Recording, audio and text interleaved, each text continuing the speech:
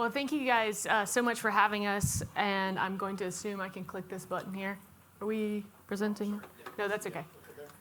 So, awesome. We want to be able to speak as freely as possible. So in order to do that, our ethics attorneys require us to use a slide like this that says we're not endorsing any product or companies. So that allows us to speak more freely. So we are not doing any endorsements. Bob, thank you so much for introducing us. Well, we have met with and talked to many of you, but raise your hand if you're familiar with the Veterans Affairs in the United States. Okay, so we have a good group here. Just to level set for those of you who maybe aren't familiar, largest integrated healthcare system, as Bob mentioned, we have over almost 1,300 facilities across the United States, 171 healthcare systems. So those would be completely integrated, inclusive healthcare systems. If a veteran needs any sort of care following their discharge from the military, it could be provided at some VA across the country. So when you think about healthcare in general, we provide that somewhere. We train at about 70% of all medical professionals in our country at some point will cycle through the VA.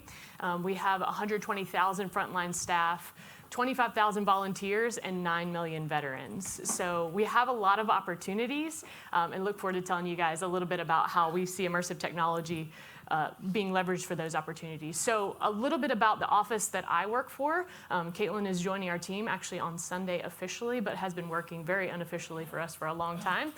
We focus on, in the VHA innovation ecosystem, building the muscle of the frontline staff, leveraging human-centered design to understand the problem from the clinician and the veteran perspective. And we do a lot of co-design, co-development, prototyping, testing, and scaling in this particular program. So if we're talking to you as developers or creatives or companies, this is an opportunity for us to work together to continue to personalize care for our veterans. We also have a program called SimLearn, where we focus on our clinical simulation and training. So if you're thinking about how you might use simulation to teach or train or work through any sort of scenario, we would work with SimLearn there. And then finally, to build the business and care models around emerging technology, and particularly immersive technology, we have our Center for Care and Payment Innovation. Yeah. So in 2016, there were actually very few VA medical centers that were actually looking into or already utilizing extended reality in some capacity. You can see on this slide, and they were all looking at basically imaginal prolonged exposure therapy. So when people hear Veterans Affairs, they usually assume that maybe we're using it for PTSD, and in this situation, that was accurate. But then in 2017, I started looking into the use of virtual reality for other clinical indications. I was a bedside nurse on a post-operative ward, and noticed pretty quickly that there wasn't a whole lot out there to aid with non-pharmacological pain and anxiety management, and then ended up developing the first positive distraction-focused virtual reality program within the Veterans Health Administration in the United States in 2017. And a lot of that initial success, so when it comes to healthcare, it can be very difficult initially to get buy-in from leadership for something that maybe we don't know the complete return on investment for, correct? In the Veterans Health Administration, we have the added benefit that we're not as reliant on that as maybe the private sector hospitals in the United States, but it's still a thing. So in order to get approval for the first pilot within the VA, I had to present to a lot of different groups within the hospital system, and one of the things that helped sell that idea was that the initial company that we were trying to work with, who's here actually, Waya Health, they were willing to collaborate with us. And I think that's a very key message for anyone wanting to work with any healthcare agency, whether it's the VA or otherwise, that collaboration was incredibly important.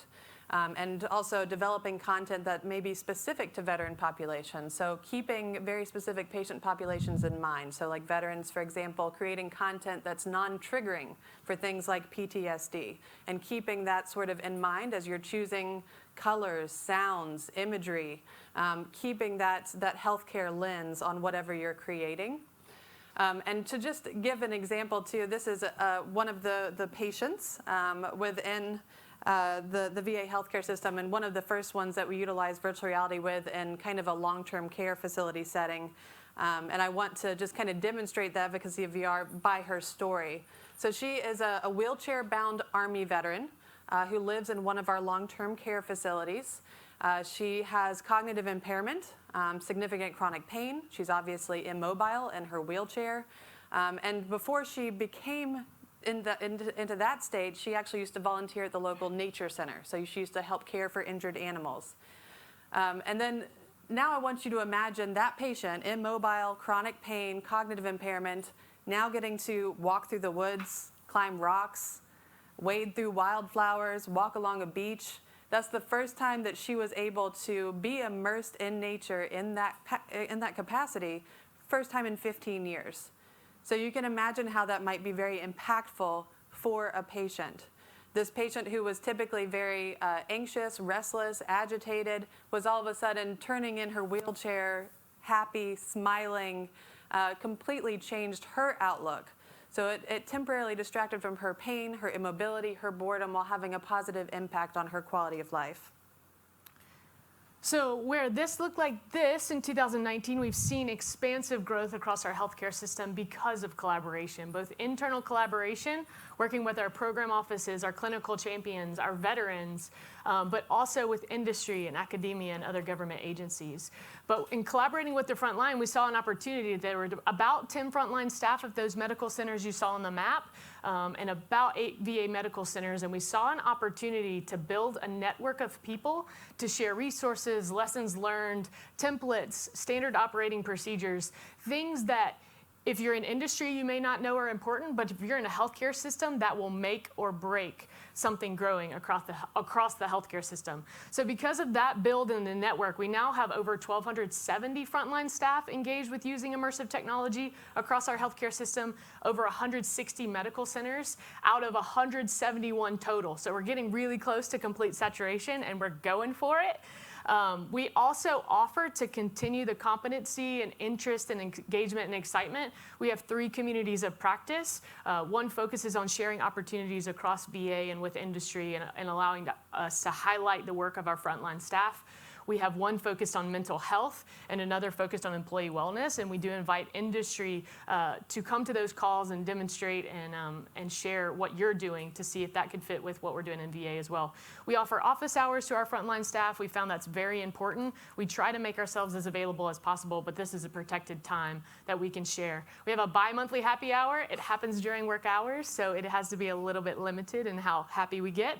But we do have a time where we just protect time to talk through, brainstorm, ideate, and then we're building competency around an XR 101 where we can actually offer CEUs for people to learn about extended reality in healthcare. So because of this network that's been built, what looked like this in 2019 looks like this, September of 2022. So we have virtual reality in every state in the United States, offered at least one VA medical center, in every region, and even in Puerto Rico. So we're excited to see this continued growth and expansion. So while this slide is only showing kind of a sample of the use cases across the VA currently, we have actually over 20 identified use cases for extended reality within our healthcare systems. But the most prominent use case was and remains pain management, so acute pain, chronic pain, acute on chronic pain for patients who may have chronic pain and then just had a surgery. But we're also seeing certain areas of focus also increasing in use. So things like physical medicine and rehabilitation, so virtual reality-based physical, occupational therapy, creative arts therapies. And that's all thanks to collaborations, to donations, to program office support for actual facilitated procurement. And those are some of the things we're going to talk to you today about, of how we made that map go from just a few sites to a whole lot of sites. And it was through a variety of different ways. So we've collaborated with nonprofits, which allows us to receive virtual reality systems of various kinds at no cost, of course. We've been working with Soldier Strong, for example, who has donated imaginal prolonged exposure therapy platforms to various VA sites across the United States. And you can see that on the left there, the Imaginal Prolonged Exposure Therapy Brave Mind, which is now in 21 VA medical facilities.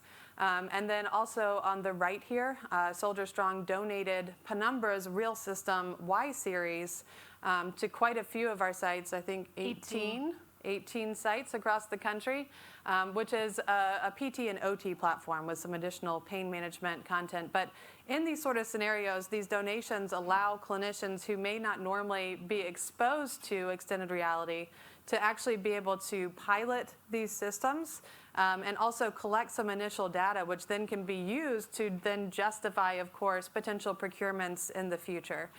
So we're very grateful for those opportunities.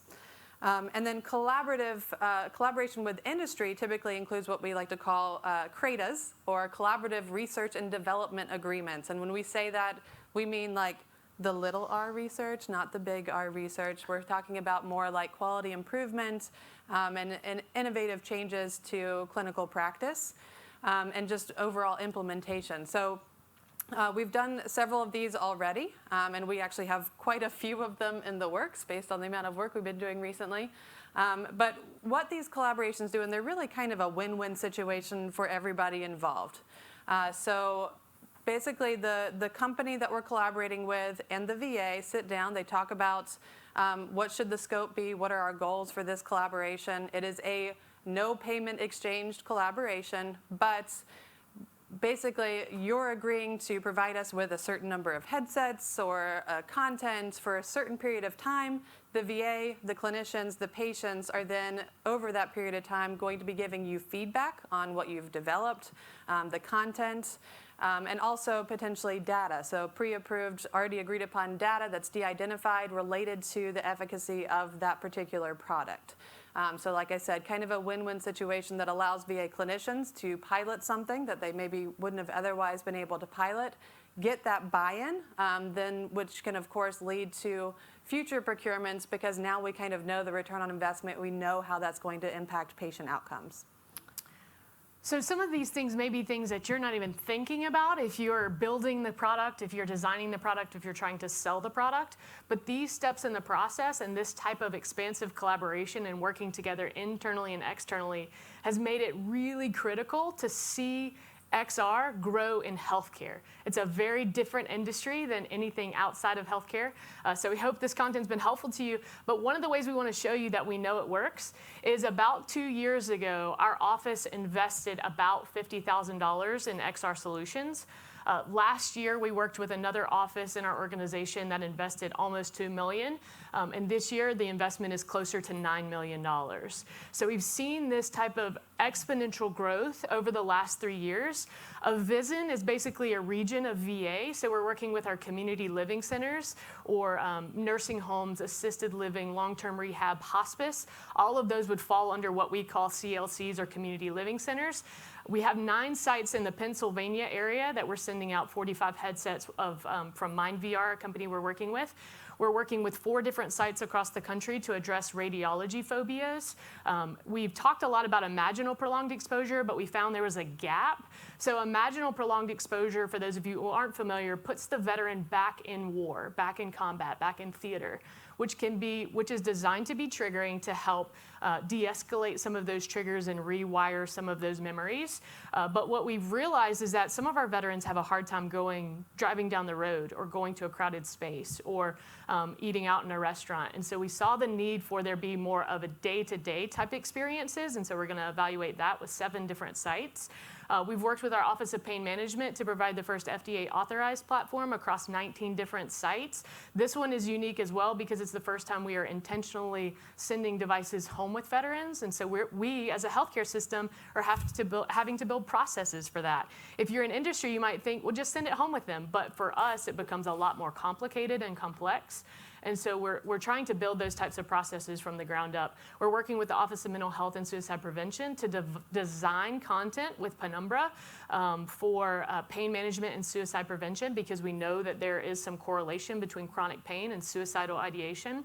So we're testing this at 60 different sites. And then with physical medicine and rehab, which is physical therapy, occupational therapy, recreation therapy, we continue to grow a creative arts therapy platform where we have that 73 sites, the Waya Health platform, where veterans are able to go in and play music or do art, sculpt, mindfulness meditation, different things like that. And the other thing we've learned, and you can imagine this is true outside of healthcare, but particularly in healthcare, is infection control processes, right? So we have learned through all this growth to include an infection control solution. So we now bundle all of our contracts with UVC light boxes, or clean box in this case, for all of these contracts. So that helps enable our frontline staff.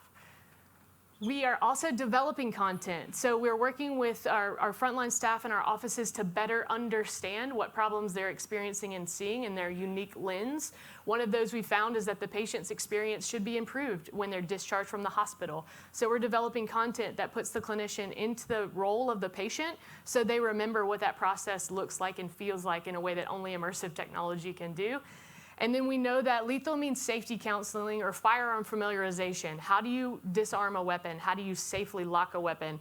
It's difficult for many reasons to give people real life experience and knowledge, but we can do that in a meaningful way in immersive technology, to the point where in this content that we're designing, you use hand controllers, and we see the people that are testing this content actually very gently set the hand controllers back on the table, because in their mind, it's a weapon, right? And so we see this working and are excited to see how we continue to grow that. Two other things we've learned: it is important to get headsets on people. So if you have any late adopters or people who don't get what it is we're talking about when we talk about XR and immersive technology, we hosted an event at our National Simulation Center in Orlando, Florida. We invited 10 industry team members who have worked across VA so far. We invited them to come down and be present for 2.5 days to just get as many headsets on some of our key decision makers as possible. We also invited frontline staff to present how they're using XR in their clinical practice. And most importantly, we invited a veteran panel. So we invited our patients to come and talk about what XR means to them and how it's changing their lives. As a result of this event, our veterans told us, well, what about the other veterans? They're not getting to put headsets on. So this December, we're going to, for the first time, host the Veteran Experience, where we open up that same National Simulation Center, invite any veteran who wants to come down, put some headsets on. Let's see what we can do better. Let's talk about what we're already doing, and let's continue to grow that. So this is what we look like now. We hope that continues to grow. We look forward to working with you guys as you see fit and find interest in working in healthcare. And we hope you'll reach out with us with any questions.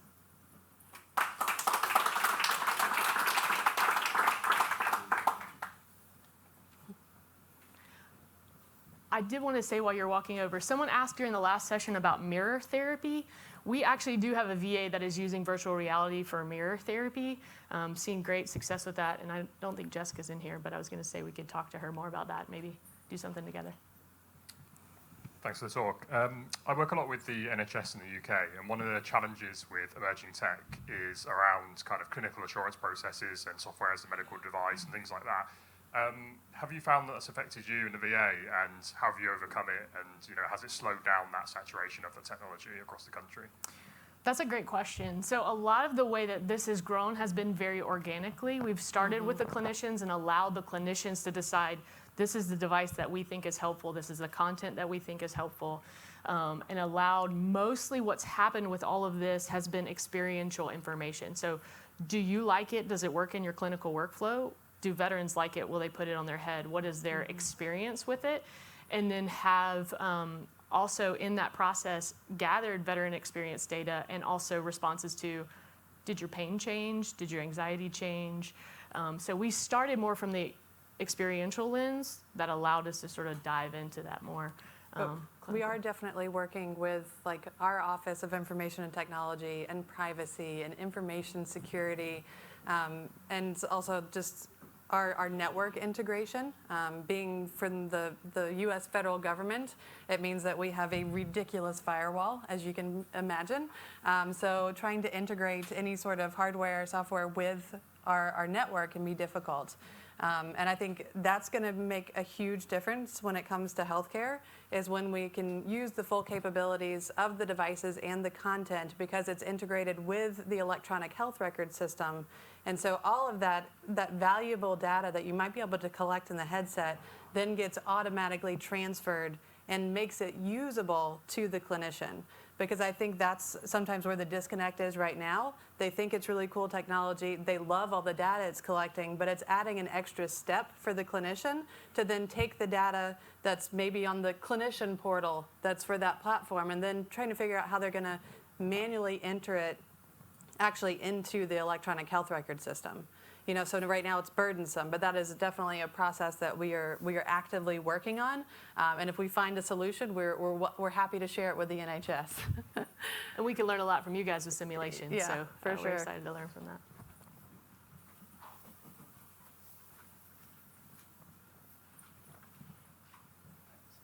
Giving you a good workout, Bob. Back and forth, back and forth. Yeah, just keep going. Next over there, question.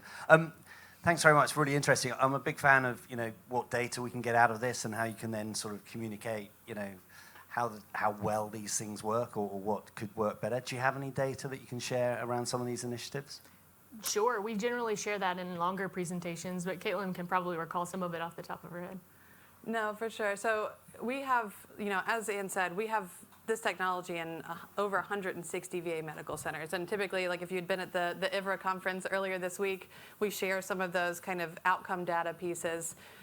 Seen some pretty heavy impacts in things like acute pain and anxiety in particular in patient populations. So like as high as like 66% of them having a significant pain intensity decrease, very significant decreases in pain interference, and then anxiety, using something like the state trait anxiety, those scales for a state, so looking at how they feel in that moment. And then, at other facilities, we've seen decreases in like PHQ-9 scores, PHQ-2, different scales kind of across the board. And that's another thing we're working on as part of the VHA XR network is to standardize kind of some of those data collection points as well related to particular use cases. But if you're wanting to see some of the other just kind of general data points, you're welcome to reach out to us at that VHA XR network at va.gov email address, and I'm happy to share some more public-facing tidbits.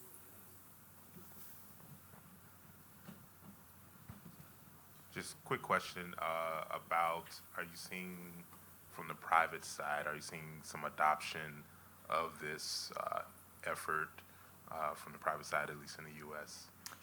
Yeah, that's a great question. So one of the things, as a result of working in such a large healthcare system, we engage with the private sector as much as we can, but also are very focused on the growth across our healthcare system. We've had many healthcare systems reach out to us and say, how have you done what you've done in VA and how can we adopt that? So we're certainly interested in supporting that. We know historically things that have started in VA, like telehealth and the electronic health record and barcoding and nicotine patches, things that are now standard of care across healthcare began in VA. And so we're hoping the same will happen with immersive technology. And if there's anything we can do, if you guys are from any private healthcare systems and there's anything we can do to help with that, we're certainly interested. Yeah. So last question, what, putting the healthcare aside for a second, from your experience and thinking about, AWE is representative of the XR industry, headset manufacturers, SDKs, software developers, what needs to change a little bit to make your lives easier moving forward? I would say one thing is engage the end user faster. So as we mentioned, who you might be targeting as an audience, if it's for personal use or consumer use, is going to be very different than how we're thinking about it in healthcare. So you want to, as much as possible, engage a healthcare system to co-design and co-develop from the ground up, at least provide feedback along the process, because what's a focus to us may not even be on your radar.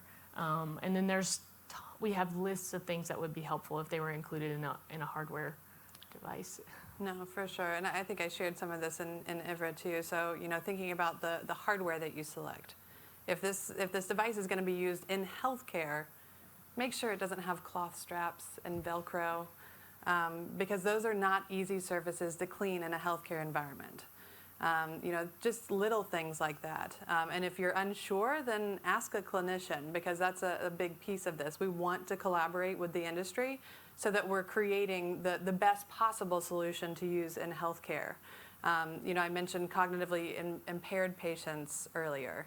If you're developing content for a specific patient population like that, talk to clinicians about what might be necessary, because for that patient population, they can only handle a headset for like 10 minutes. So whatever you're developing needs to be in pretty digestible little chunks so that they are still getting something out of it. Making sure that they're not having to use little tiny buttons and joysticks to navigate an environment, because if they have cognitive or functional limitations, that is not a possibility. So I think that's the main message is, if you're going to work with healthcare in this space, that it needs to be a collaborative effort. And it's best not for both sides of the collaboration to not make assumptions about what needs to be done in that situation, what needs to be created. Any AR applications you're testing or thinking about? Actually, yes. So AR is being primarily used in clinical simulation and training, as you can imagine. We are continuing to grow that. The simulation program in our office is relatively new. So that's why I say I know we've talked at NHS a few times, and you guys are doing phenomenal things with simulation, but that's where we are currently using some augmented reality solutions. And then we do have, in a partnership with the DoD and their Defense Innovation Unit, we have an augmented reality microscope that we have at 2 sites that's helping with the accuracy and precision of diagnosing breast cancer and prostate cancer. All right, wonderful. Well, thank you very much, Thank you. Caitlin Bailey. And we are,